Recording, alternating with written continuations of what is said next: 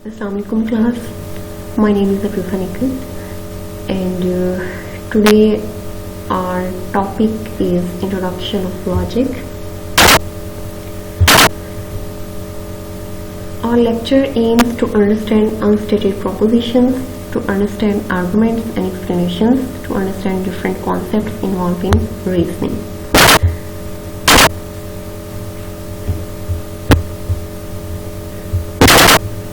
Okay.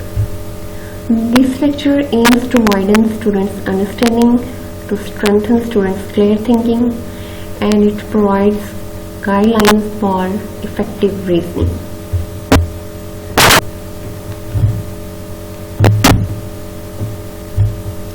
Okay. Our main topic is unstated propositions. Arguments are sometimes obscure. No one of their constituent proposition is not stated. Unstated propositions are missing propositions.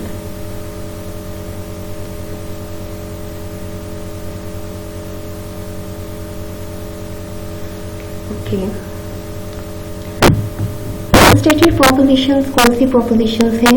ऐसी propositions जिनमें कुछ express ना किया गया हो, means something which has not been expressed. Unstated propositions ऐसी propositions जो कि किसी भी आर्गुमेंट में से किसी भी आर्गुमेंट में कुछ अगर आपने एक्सप्रेस नहीं किया, उसका किसी भी आर्गुमेंट का वो वाला पार्ट जो आपने निकाल दिया है, जो आपने स्किप या मिस कर दिया है, वो वाली प्रोपोजिशंस अनस्टेटेड प्रोपोजिशंस कहलाती हैं. Sometimes which has not been expressed is unstated proposition. One might find arguments persuasive. Okay. Unstated propositions वाले जो arguments होते हैं, मीन्स ऐसे arguments जिनमें कुछ propositions जो है वो express नहीं की गई या skip कर दी गई हैं, ऐसे arguments भी persuasive होते हैं. आप understand कर सकते हैं उनको, आपको convince कर सकते हैं. The force of an argument depends on the truth of the unstated premise on which it relies. Okay. किसी भी argument means the force of an argument depends on the truth of unstated premise on which it relies. किसी भी argument की जो force है ना, power है, वो depend करती है उसकी unstated premise के truth को लेके. अगर तो किसी आर्गुमेंट का वो वाला पार्ट जो अंदर एक्सप्रेस नहीं किया गया, वहाँ से स्किप कर दिया गया, वो ट्रू है, तो फिर आपका आर्गुमेंट ठीक है, पावरफुल है. लेकिन अगर जो आपने अपने आर्गुमेंट का वो वाला पार्ट जो आपने स्किप कर दिया है वो ट्रू नहीं है, वो फॉल्स है, किसी भी वजह से आपने डेलिबरेटली जानबूझ के निकाल दिया है कि आपके कंक्लूजन पे बुरा असर ना पड़े, व्हाटएवर. अगर आपका वो वाला पार्ट, प्रोपोजिशन का वो वाला पार्ट फॉल्स है, तो आपका आर्गुमेंट वीक हो जाएगा, उसकी फोर्स या पावर कम हो जाएगी. A premise may be left unstated because the arguer supposes that it is unquestioned common knowledge. कोई भी जो है ना ऐसा आर्गुमेंट जिसके अंदर अनस्टेटेड प्रोपोजिशंस हो, मीन्स ऐसी प्रोपोजिशंस जो अंदर से स्किप कर दी गई हो, एक्सप्रेस ना की गई हो अंदर, ऐसे आर्गुमेंट्स, ऐसे अनस्टेटेड प्रोपोजिशंस जो है ना, वो इसलिए भी स्किप कर दिए जाते हैं कि जो आर्गुअर होता है, जो आर्गुमेंट्स दे रहा होता है, उसको लग रहा होता है कि ये वाली जो आर्गुमेंट्स के अंदर प्रोपोजिशंस यूज हो रही हैं ये कोई इतनी इम्पोर्टेंट नहीं है. उसको लगता है कि ये कोई अहम चीज़ नहीं है, ये सब लोगों को इस चीज़ का आइडिया है, ये कॉमन सी चीज़ है, इतना नॉलेज तो सबको होता है. मतलब इस तरह का कुछ भी उसके माइंड में चल रहा होता है, तो वो इस तरह के प्रोपोजिशन को अंदर से स्किप कर देता है, मेन चीजें बता देता है, और उसके अंदर कुछ पार्ट जो है ना वो स्किप कर देता है, जो कहलाता है अनस्टेटेड proposition. In an example, one unstated proposition is used: human cloning like pornography, euthanasia is intrinsically an evil and thus should never be allowed. अब यहाँ पे इस एग्जाम्पल में जो आर्गुअर है वो कह रहा है कि ह्यूमन क्लोनिंग जो है पोर्नोग्राफी की तरह और यूथनेसिया की तरह, यूथनेसिया जो है वो एक्चुअली इंटेंशनली एंडिंग लाइफ है टू रिलीव पेन और सफरिंग. अच्छा, तो जो आर्गुअर है वो कह रहा है कि ह्यूमन क्लोनिंग भी पोर्नोग्राफी की तरह और यूथनेसिया की तरह ईवल है और इसको अलाउ नहीं करना चाहिए, इसको बैन कर देना चाहिए. अब यहाँ पे उसने जस्ट ये बताया कि ये जो है ह्यूमन क्लोनिंग ईवल है, उसने कॉजेज नहीं बताई कि क्यों ईवल है, कोई प्रूव्स नहीं दिए, तो वो चीजें जो उसके अंदर नहीं बताई, जो स्किप कर दी हैं, जो प्रोपोजिशंस एक्सप्रेस नहीं की गई, वो अनस्टेटेड प्रोपोजिशंस कहलाती हैं। Previous example was an argument, but part of it was missing. The argument relies on the plausible but unstated premise that what is intrinsically evil should never be allowed. मेरी बात के जो ये वाला आर्गूमेंट है, इसमें बात की गई है, ठीक बात की गई है, ट्रू है, लेकिन उसके अंदर अनस्टेटेड प्रीमिस यूज किया गया, ठीक है। लेकिन उसने खुल के नहीं बताया कि ये चीज इंट्रिंसिकली ईवल है तो क्यों है, क्या ह्यूमन क्लोनिंग जो है क्यों ईवल है, इसकी क्या वजूहत है, कोई प्रूफ्स देता, कुछ सपोर्टिव प्रोपोजिशंस यूज करता, जिसने नहीं यूज की, स्किप कर दिया। So this was unstated proposition. Arguments in everyday discourse very often rely on some proposition that is understood but not stated. Such arguments are called antonyms. अब यहाँ पे ये बात की जा रही है कि हम अपनी डेली लाइफ में देखते हैं बहुत सारे ऐसे आर्गूमेंट्स हैं जो यूज किए जाते हैं, जिनके अंदर सब कुछ नहीं एक्सप्रेस किया जाता, अनस्टेटेड प्रोपोजिशंस भी होती हैं। हम ऐसे आर्गूमेंट्स को समझ भी लेते हैं, हम खुद भी यूज कर रहे होते हैं, हम दूसरों से भी सुन रहे होते हैं। कई आर्गूमेंट्स होते हैं जिसमें सब कुछ एक्सप्रेस नहीं किया गया होता, कुछ चीजें अंदर से स्किप भी की जाती हैं। तो ऐसे आर्गूमेंट्स जिनके अंदर अनस्टेटेड प्रोपोजिशंस हों, मीन्स उनकी प्रोपोजिशन का, प्रीमिस का कुछ पार्ट जो है वो स्किप कर दिया जाए, एक्सप्रेस ना किया जाए, तो ऐसे आर्गूमेंट्स को एंथीमिम्स कहते हैं। एंथीमिम is an argument that is stated incompletely, unstated part of it being taken for granted. Okay, इसमें unstated propositions होती हैं और इसका जो unstated part होता है उसको for granted लिया जाता है। आर्गुअर को लग रहा होता है कि ये वाला पार्ट इम्पोर्टेंट ही नहीं है, इसकी समझ तो सबको है, इतना नॉलेज तो सबके पास होता है, फॉर ग्रांटेड लेता है और ऐसी प्रोपोजिशंस को अंदर से निकाल देता है जो कि अनस्टेटेड पार्ट या अनस्टेटेड प्रोपोजिशंस कहलाती हैं।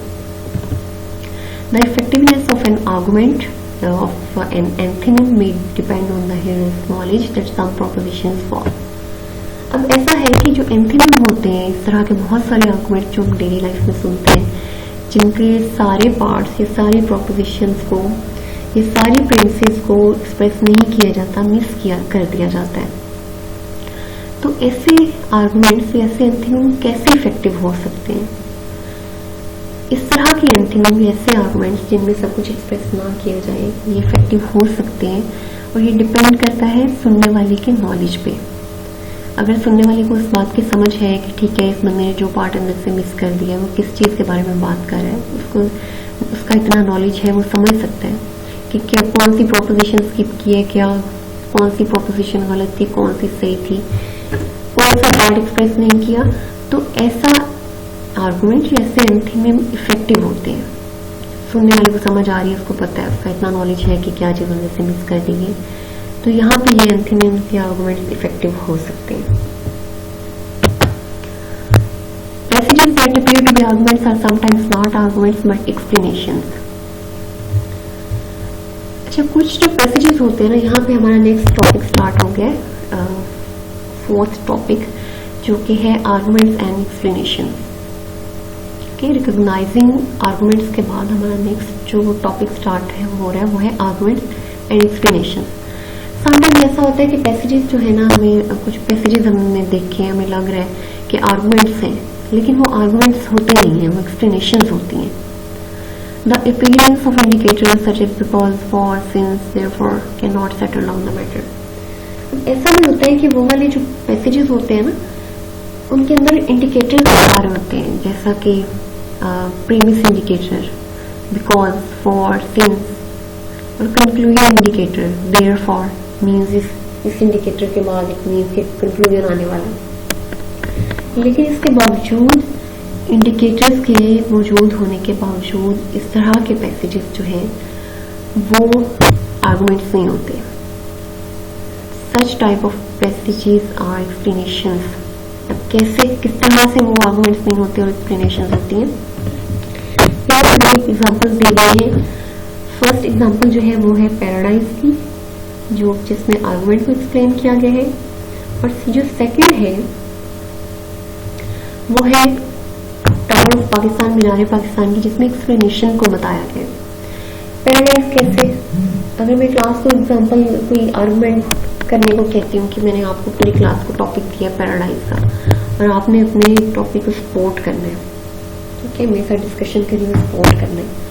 आप लोग क्या करते हो, आप पैराडाइज टॉपिक को लेके डिफरेंट जो है ना आर्गुमेंट्स, सपोर्टिव आर्गुमेंट्स, प्रूव्स इकट्ठे करते हो। अच्छा, आप क्या कहते हो, सपोर्टिव आर्गुमेंट्स, सपोर्टिव प्रोपोजिशंस में कि हम गुड डीड्स करेंगे, गुड एक्शंस करेंगे तो हम जन्नत में जाएंगे, ये एक्शन जो है हमारी इबादत, हमारी गुड इंटेंशंस, हमारी अच्छी नीयत, हमारे अच्छे अमाल, ये सब चीज़ें जो है लीड्स टुवर्ड पैराडाइज। आप सपोर्टिव प्रोपोजिशंस ऊपर कलेक्ट करेंगे और एट द एंड कंक्लूजन देंगे कि ये चीज़ें हम जन्नत में लेके जाएंगे। अच्छा, ये है आर्गुमेंट्स। आर्गुमेंट्स में आप हमेशा प्रीमिस और कंक्लूजन देते हैं। प्रीमिस में सपोर्टिव प्रोपोजिशंस यूज करते हैं और एट द एंड आप कंक्लूजन देते हैं। यहाँ पे बात होगी नेक्स्ट एग्जांपल में टावर ऑफ पाकिस्तान, मीनार पाकिस्तान की। अगर मैं आपको बताती हूँ कि मीनार पाकिस्तान जो है वो जिस जगह पे बना है, इकबाल पार्क में या मंटो पार्क जो है, 23 मार्च 1940 में इसी जगह पे इकबाल पार्क में तहरीक पाकिस्तान करारदाद पाकिस्तान हुई थी, और इसी जगह पे कुछ अरसे बाद, काफी सालों बाद जाके मीनार पाकिस्तान उसी करारदाद की याद में बनाया गया। अब आपको मीनार पाकिस्तान का पता है, मैं जस्ट उसका पर्पस बता रही हूँ कि क्यों बना है, मैं एक्सप्लेन कर रही हूँ, ठीक है, मैं जस्ट एक्सप्लेनेशन दे रही हूँ।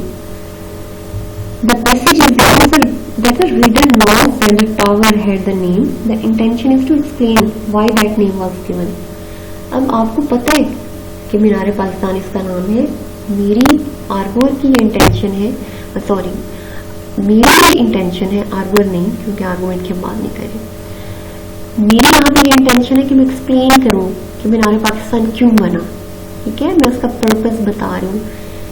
ये सब जो है ये आएगा एक्सप्लेनेशन के अंदर, ओके, कि क्यों मीनार पाकिस्तान को ये नाम दिया गया, कि क्या वजह है, क्या इसकी वजूहात हैं, मैं वाजिया करूँ, क्लियर करूँ, एक्सप्लेन करूँ।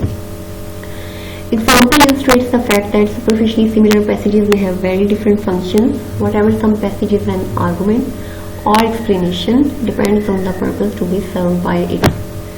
अब यहाँ पे कहा जा रहा है कि बहुत सारे ऐसे पैसेजेस होते हैं जिनके डिफरेंट फंक्शन होते हैं, वो देखने में आर्गुमेंट और एक्सप्लेनेशंस लग रही होती हैं, लेकिन कैसे हम डिफरेंशिएट कर सकते हैं उन पैसेजेस के पर्पस को देख के। जैसे कि पीछे वाली दोनों एग्जांपल्स में देखा, पैराडाइज और टावर ऑफ पाकिस्तान वाली में, दोनों पैसेजेस का पर्पस अलग है। एक में प्रीमिस और कंक्लूजन है, वो आर्गुमेंट है, और दूसरे पैसेज में एक्सप्लेन की जा रही है, कुछ चीज क्लियर की जा रही है, उसका पर्पस बताया जा रहा है, वो एक्सप्लेनेशन है। One scientist wrote on the causes of direction of sunflower. The author is not seeking to convince his reader, but rather giving the causes of this fact. He is explaining, not arguing. In fact, in this example, sunflower is moving with the direction of the sun due to this and that reason. So, इस example में scientist जो है वो बता रहे हैं, causes बता रहे हैं डिफरेंट, कि सनफ्लावर जो है वो सूरज की रोशनी से, उनकी रेज से क्यों, किस तरह मूव करता है, डायरेक्शन चेंज करता है। तो आर्गुमेंट जो है वो just author is not seeking to convince his reader, कोई कन्विंस नहीं कर रहा, ठीक है, वो जस्ट कॉजेज बता रहा है, कोई आर्गुमेंट्स नहीं दे रहा कि कन्विंस करे, वो एक्सप्लेन कर रहा है। More than one conclusion may be inferred from same premise means two conclusion. अब यहाँ पे यह भी हो सकता है कि सेम प्रीमिस है, उससे आपने दो डिफरेंट कंक्लूजन निकाल लिए हैं। एक प्रीमिस है, उस आगे से दो कंक्लूजन आए हैं। फॉर एग्जांपल मैं आपको एग्जांपल देती हूँ, हमारी जो पीछे वाली एक एग्जांपल है प्रीवियस लेक्चर्स की, टिट फॉर टैट, अगले का बदला, जैसा करोगे वैसा भरोगे। अच्छा, इसमें जो प्रीमिस है हमारा, जो ऊपर वाली पूरी स्टोरी है वो प्रीमिस है, और एंड का जो मोरल लेसन है वो कंक्लूजन है। अब अगर मैं कहती हूँ कि इस प्रीमिस से दो कंक्लूजन निकालने, एक नहीं, सिर्फ जैसा करोगे वैसा भरोगे नहीं, कि एक और कंक्लूजन भी देना है, तो आप ऊपर वाली पूरी स्टोरी लिखते हो कि एक बंदे ने दूसरे बंदे के साथ इस तरह किया, इस तरह बुरा किया, ऐसे उसको हर्ट किया, ये हुआ वो हुआ, एट नाइट उसके साथ भी ऐसा हुआ। तो ये पूरा एक प्रीमिस है, ऐसा किया उसने, वैसा किया, ऐसा किया। एट नाइट जो मोरल लेसन है ना, कंक्लूजन, वो आप दो देते हो। एक तो ये कि जैसा करोगे वैसा भरोगे, और दूसरा ये कि जब आप किसी के साथ बुरा करते हैं तो दूसरा बंदा हर्ट होता है, उसको पेन फील होती है, वो डिस्टर्ब होता है। दो कंक्लूजन मिल सकते हैं। Using more than one thing may be accounted for by same fact, thus presenting two explanations. Same fact, two explanations. अब ऐसा नहीं हो सकता है कोई पैसेज है उसमें एक कोई फैक्ट है और उसके आप दो एक्सप्लेनेशंस दे देते हैं, ठीक है।